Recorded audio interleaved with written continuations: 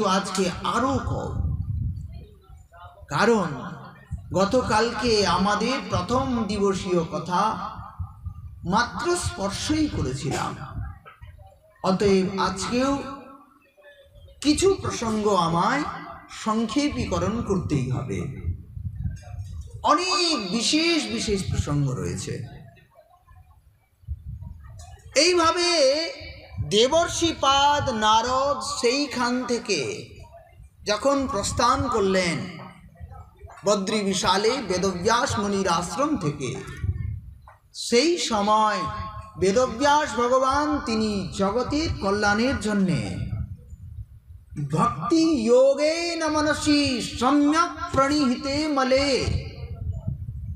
একাগ্রচিত্ত হয়ে ভক্তি সহকারে ভগবানের প্রতি অপার ভক্তি, অপার শ্রদ্ধা নিয়ে প্রাণায়ামেন ত্রিবৃতা প্রাণেন্দ্রিয় মনোমলম পূরক, কুম্ভক এবং রেচক 3 প্রকার প্রাণায়ামের দ্বারা শরীরের মধ্যে যে পঞ্চপ্রাণ রয়েছে সেই পঞ্চপ্রাণ বায়ুকে তিনি শোধন করলেন। তারপরে ভগবত চিন্তনের দ্বারা, ভগবত আরাধনার দ্বারা যখন তিনি সমাহিত মনা হলেন, একাগ্র চিত্তে ভগবানের লীলা সমূহকে দর্শন করবার চেষ্টা করলেন। অমনি ভগবানের সমস্ত লীলাগুলো প্রকাশ পেয়েছে। তৎক্ষণাৎ তিনি দেখছেন ভগবানের সেই সমস্ত লীলা। তারপরে ভাগবত রচনা হলো। তিনি সেই সময় দেবর্ষি বেদব্যাস ভগবান দেখেছেন জীবের অল্প শক্তি, জীবের ক্ষমতা কত কম।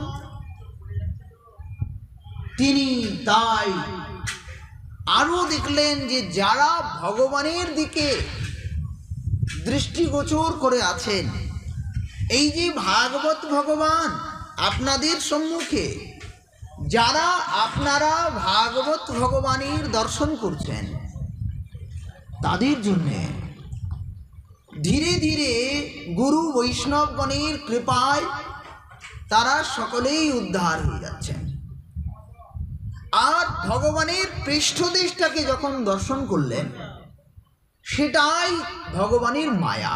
মায়াঞ্চ তদপাশ্রয়াৎ यया সম্মোহিতো জীব আত্মানম ত্রিগুণাত্মকম। সেই ভগবানের পৃষ্ঠদেশ মায়া, এই মায়া দেশকে দেখলেন এই মায়ার দ্বারা মোহিত হয়ে পরোপি মনুতে নর্তম আত্মানম ত্রিগুণাত্মকম। জীব, এই যে জীবাত্মা, জীবাত্মা মায়া বা রজগুণ তমগুণের অধীন নয়, সেটা গুণের বাইরে। আত্মানম ত্রিগুণাত্মকম। অথচ সে নিজেকে গুণকল্পিত মনে করছেন, আমি করছি, আমি কর্তা অহম ইতি মন্যতে। যখন নিজেকে কর্তা মনে করছে, যখন নিজেকে সত্যগুণ রজগুণ তমগুণের অধীন মনে করছে, তখন সে কর্মবন্ধনে বেঁধে যাচ্ছে। মনটা যদি নিরন্তর কৃষ্ণচরণে থাকে, নিরন্তর কৃষ্ণ ভজনে মনটা যদি থাকে, তাহলে আপনি কি করছেন কি না করছেন কিছু যায় আসে না। এই তো ভগবত পার্ষদগণকে দেখুন, হনুমানকে দেখুন, জাম্ববান আদি দেখুন, কত অসুরগণকে মেরে তাদের মৃত্যু বধ করেছেন। তাহলে জীব হত্যার পাপ তাদের লাগেনি? বিন্দু মাত্রও না। কথাটা হলো এই যে নিরন্তর ভগবত চিন্তন ছাড়া এক বিন্দুও বেরোতে হবে না। কিন্তু আমাদের হয় কি, আমরা ভগবত চিন্তন করি খুব স্বল্প সময়, কিন্তু ভগবত ছাড়া অন্য যে সংসার, দেহ গেহ, তার চিন্তন আরো অনেক বেশি করি। এই জন্যে আমরা এই কর্মবন্ধনটাকে প্রাপ্ত হয়। তো বেদব্যাস ভগবান তিনি দেখলেন যে এই সব জীব মায়া গ্রসিত হয়ে নিজেকে রজগুণ তমগুণের অধীন মনে করে আর তারা বদ্ধ হচ্ছে। তাই বেদব্যাস ভগবান তখন তাদের এই মায়ার থেকে কিভাবে মুক্ত করা যায়, কিভাবে সকলকে ভগবত চরণার বিন্দে নিয়ে এসে পরম সুখের আশ্রয় দিয়ে তাদের জীবনকে ধন্য করবেন। তাই লোকস্য জানত বিদ্বান চক্রে সাত্বত সংহিতা, এই সাত্বত সংহিতা শ্রীমদ্ ভাগবত মহাপুরাণের তিনি রচনা করলেন। আর এই ভাগবত যখন রচনা হলো, ভাগবতের শ্রেষ্ঠ অধিকারীকে জেনে তখন তিনি করলেন কি, ভাগবতের শ্রেষ্ঠ অধিকারী, শ্রেষ্ঠ বক্তা তিনি ভাবলেন আমারই পুত্র শুকদেব, মহামুনি শুকদেবের মতো আর কেউ হবে না ভগবানের গুণগাথা কীর্তন করবার জন্যে। কিন্তু উপায় কি, শুকদেব তো এখানে নেই, তাহলে কি করতে হবে, শুকদেবকে কিভাবে আনয়ন করতে হবে, তার জন্যে তিনি তার কয়েকজন বিশিষ্ট শিষ্যগণকে করলেন কি, তোমরা কাষ্ঠ আনতে যাও, অমুক বন থেকে যাবে, অমুক বনের যে কাষ্ঠ, সেই কাষ্ঠ ভগবত সেবার বেশি উপযোগী, তাদেরকে বুঝিয়ে দিলেন। আচ্ছা, সেই বনে কিন্তু ভূত প্রেত থাকে, তোমরা তোমাদেরকে দুটো মন্ত্র শিখিয়ে দিই, এই মন্ত্রটা জাপ করতে থাকবে সবসময়। বেদব্যাস ভগবান কেমন ভূতকে ধারণ করছেন, কেমন ভূতকে গ্রহণ করবেন, গ্রাস করবেন, দেখুন।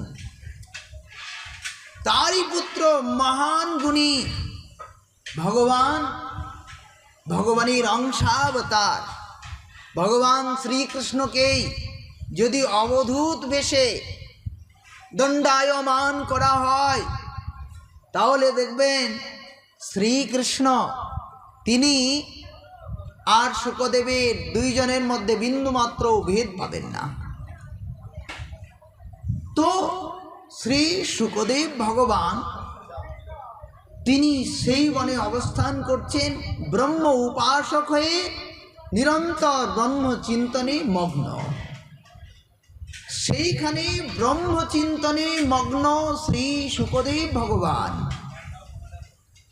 তিনি অকস্মাৎ শুনছেন সেই ব্যাস শিষ্যগণের শ্রীমুখে সেই শ্লোক। কি অদ্ভুত!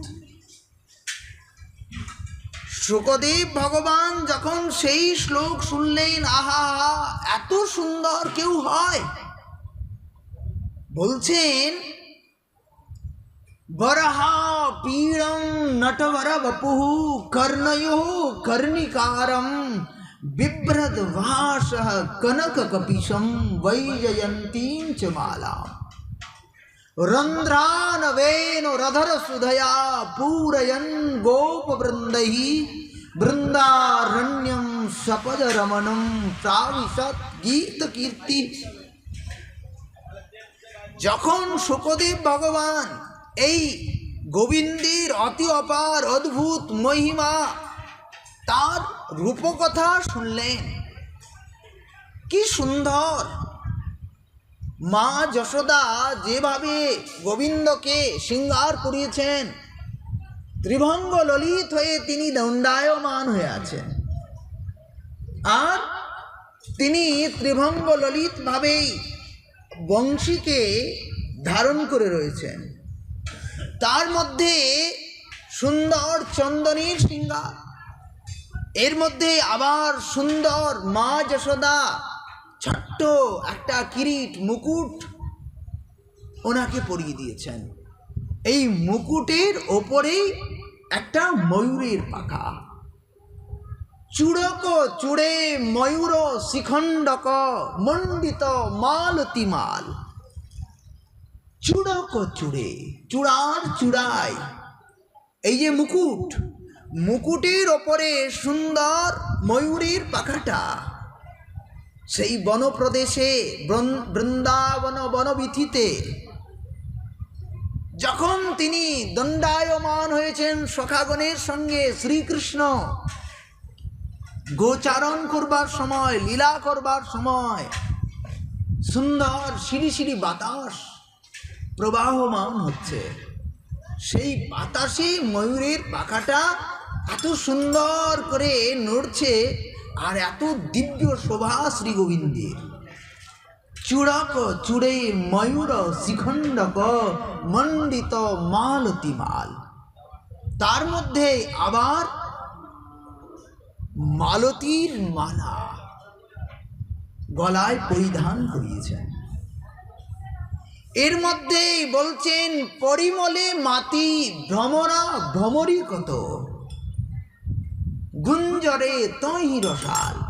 গোবিন্দের মুখারবিন্দের শোভা বর্ণন করছেন, বলছেন ওই যে বনমালা তিনি ধারণ করেছেন, গলদেশ থেকে চরণ পর্যন্ত বিভিন্ন ফুল দিয়ে সেই বনমালা তৈরি হয়েছে। সেই বনমালার দিব্য সুবাস পেয়ে, সুগন্ধ পেয়ে, আর ভ্রমরেরা সেই বনমালার মধ্যেই গুঞ্জরে তহি রসাল অতি অদ্ভুত ভাবে গুনগুন গুনগুন করে গান করছেন, আর সেই বনমালার মকরন্দকে আস্বাদন করছেন, আর গোবিন্দের অঙ্গগন্ধকে আস্বাদন করছেন। ওই যে ভ্রমরেরা ওই পুষ্পমালার মধ্যে গুনগুন করে গুঞ্জার করছে, গোবিন্দেরও অতি অপার সুখ হচ্ছে।